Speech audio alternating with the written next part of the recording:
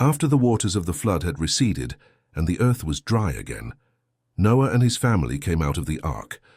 They stepped onto a clean, renewed earth, a land that no longer bore the marks of destruction, but the promise of a new beginning. Noah looked to the sky and spoke words of gratitude. He gathered stones and built an altar to the Lord, offering a sacrifice from a heart full of thankfulness. God looked with kindness upon Noah's sacrifice and said, "I will never again curse the ground because of man, for the inclination of his heart is evil from his youth. Never again will I destroy all living creatures as I have done." And the Lord blessed Noah and his sons, saying, "Be fruitful and multiply and fill the earth. Everything that moves and has life shall be food for you. Just as I gave you the green plants, I now give you everything."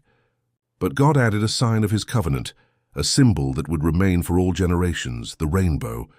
"Behold," God said, "I set my rainbow in the clouds as a sign of the covenant between me and the earth. When the clouds gather and the rainbow appears in the sky, I will remember my covenant, and there will never again be a flood to destroy all living creatures." Noah looked at the sky.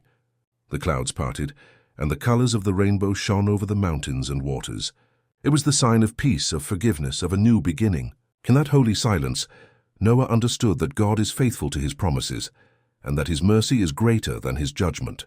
The days passed and life began anew. The earth filled with green, the animals multiplied, and Noah's children began to build homes and sow the land. God looked upon it all and spoke his blessing upon humanity again. "Be fruitful, multiply, and have dominion over the earth."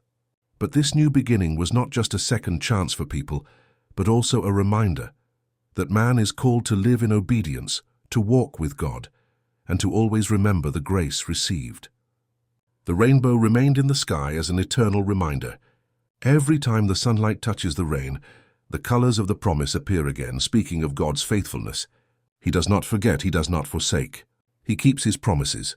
And today, when we look at the rainbow, we see the same message that Noah saw, a God of peace, of love, and of an everlasting covenant. A God who does not give up on his creation, but restores it again and again through grace. God's covenant remains. The rainbow is his sign, and every ray of light that pours over the rain reminds us that beyond the storm there is always hope, a faithful God, an eternal promise, a love that never ends.